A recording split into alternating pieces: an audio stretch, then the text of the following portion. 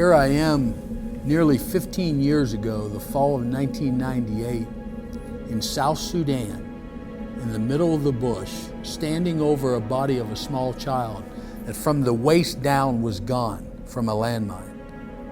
I knew I had to do something. I'm devastated inside. I didn't know what I was going to do. I knew I had to do something. And I stood over that body and I said, God, I'll do whatever it takes to help these people. I get a lot of people, they say, well, Sam, why does it seem like you're always in conflict areas? And I think a lot of it goes back to my childhood. I started smoking dope at 11 years old. 13 years old, I was doing acid and hard drugs. 15 years old, I'm putting a needle in my arm, shooting up cocaine and heroin. Kept going deeper. I went into selling drugs, and I'm not talking about small amounts. I'm talking large amounts of drugs, and it kept going deeper until I became the shotgunner, a hired gun for drug deals. And then finally I was in a really bad bar fight, Orlando, Florida, and it turned out to be a shootout. And I almost lost my life that night, but something happened that night. I knew somebody was going to kill me. And see, I don't have a problem with dying, but I got a problem with what I'm going to die for. And I knew if I kept on living the life I was going to die for some stupid reason. Well, on the way home that night, I said, God, I'm done living this life.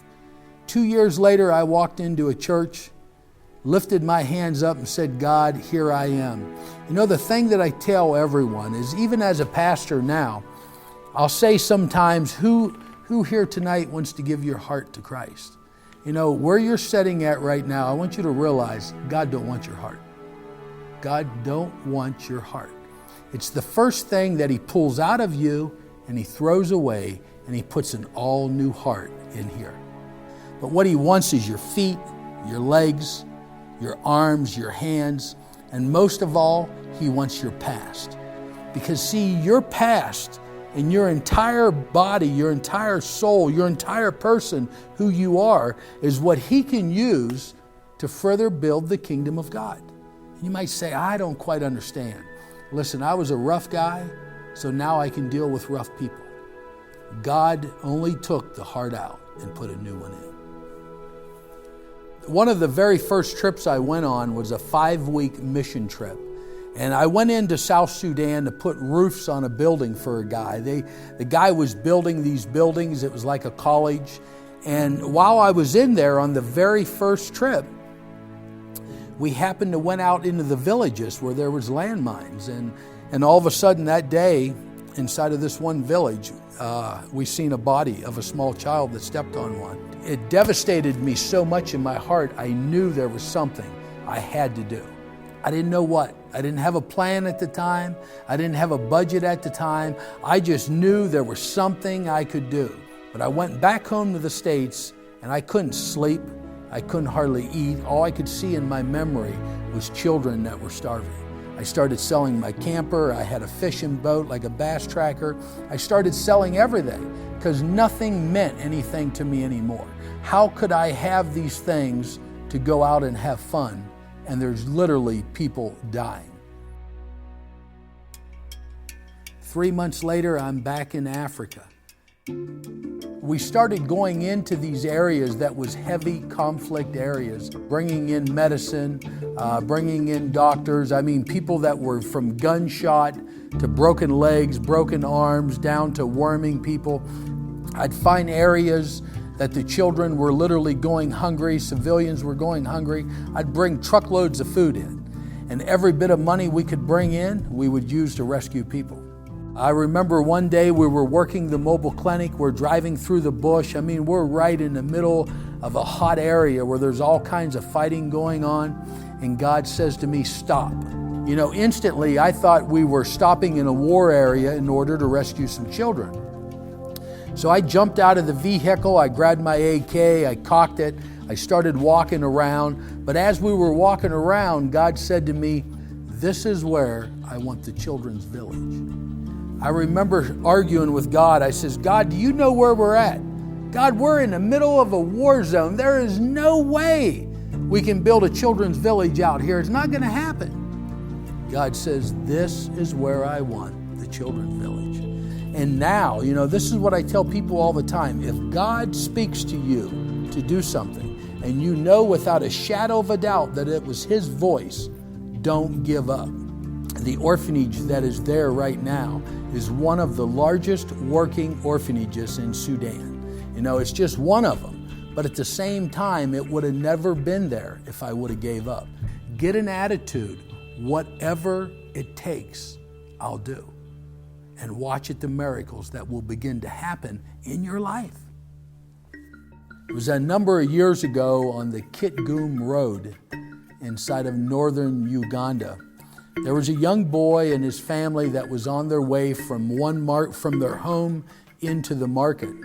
Well, anyways, they had an old pickup truck, and the entire family was in that old truck and all the things they were going to sell at the market that day. Well, Joseph Kony and his band of bandits ambushed them on the road that day. This is the man that cuts the lips off of children, the ears off of children. But the big thing that he does to a lot of these children is he turns them into child soldiers. As they started killing the family that was in this vehicle, they killed the mother and they killed the father almost instantly. One little girl that was about 13 years old, the soldiers began to rape her. Then they started cutting brush. They started cutting brush down and threw the brush on top of her on the road and put kerosene on her. And they burnt this child alive in front of her younger brother, which was 5 years old, and her older sister, which was probably about 16, 17 years old at the time. Finally, the one sister seen that it was coming time for them to be next. She grabbed little Walter and she started running down the road. The soldiers began to shoot at her. As they were firing their AKs, one bullet struck Angela through the neck, came out of the neck and hit Walter in the face. Knocked them both to the ground instantly, knocked them out unconscious. And just a little while after that, some men that were working for us at the time came upon all of this, chased the Lord resistant army away. And when they started picking up the bodies, they noticed the two that were laying there, Walter and Angela, was not dead. They were very much alive. They rushed them into a nearby hospital, but Walter and Angela lives to this day. I brought him to the U.S., and when we were here in the U.S., they were doing surgery to his face and everything. And one day we were on our way from the doctors, and Walter said, "Father, am I going to look the same?" And I said, "Yeah, Walter, you'll look the same." His face was all bandaged up. I said, "But it'll take time, but I'm sure you're going to look good." And he said, "Well, Father, I want people to always remember I was shot." And it kind of moved on me. And I said, "What do you mean, Walter?" And he said, "Because I don't want people to ever forget what Joseph Kony and the Lord Resistant Army has done. Not just to me, but to all the other people out there." I remember one time I was in this church preaching, and I was preaching up a storm that night, and a man come up to me as I was leaving, and he said to me, "Do you really think you're making a difference?" And I looked at him kind of funny, and he said, "Do you really think you're making a difference? You're sacrificing your family, you're sacrificing your wife. Are you really making a difference?" I went home that evening. I had to drive about 8 hours, and I actually started thinking, wow, maybe this guy is true. Am I really making a difference, God? Well, I went back to Sudan, Africa, and I was in this one village, and this lady come running up to me, and she couldn't speak very much English, so I had to have somebody help to interpret. But she asked me, she said, "Pastor, do you remember me?" And I said, "No." And she says, "I'm the lady that you and your soldiers came into the village when they were cutting my breast off, and you rescued me." And instantly when she said that, God spoke to me and He said, one man and one woman can make a difference, but you got to be willing to step out. I have a lot of people, they'll say to me, "Sam, what happened the last few years? How did you get to where you are now? A motion picture came out, you're in Hollywood." It all come through being faithful, but where God opened up the door was in 2005. I was featured on Dateline NBC. When I was featured that night on Dateline NBC, I sat at home watching it on my couch, and it showed me walking down a road, had a machine gun over my shoulder, and I started crying with my wife sitting on the couch, and I said, no one will ever call me again to preach. I went from preaching in churches of 50 or 100 to preaching in churches from 1,000 to 5,000 overnight. And then God just kept opening up more doors. People wanted me to write a book. People wanted me to do a movie, a documentary. Right now, we have 3 projects in Ethiopia. We have 3 projects in Uganda. We have the orphanage in South Sudan. We're getting ready to do some work in Somalia.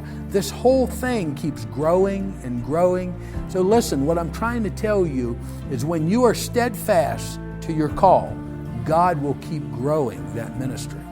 See, I don't put no limitations on what I'll do for God. God calls me to Africa, I'm going to Africa. God calls me anywhere around the world, I'm going to go. And you want to know something? God won't put no limitations on what He'll do for you.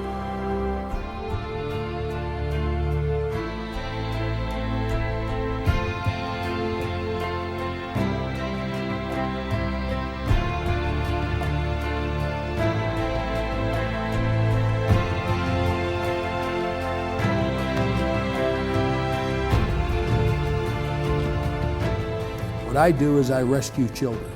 Whether I'm in a war or where I'm at, I rescue children. I might be the most messed up preacher you'll ever meet, but I love Jesus Christ, and I know that He lives today, and I know that He was crucified for us, but God rose Him, and He lives today, and He lives there for each and every one of us.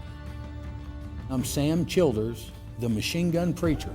Everything you have just heard was the truth. Now I dare you to live it.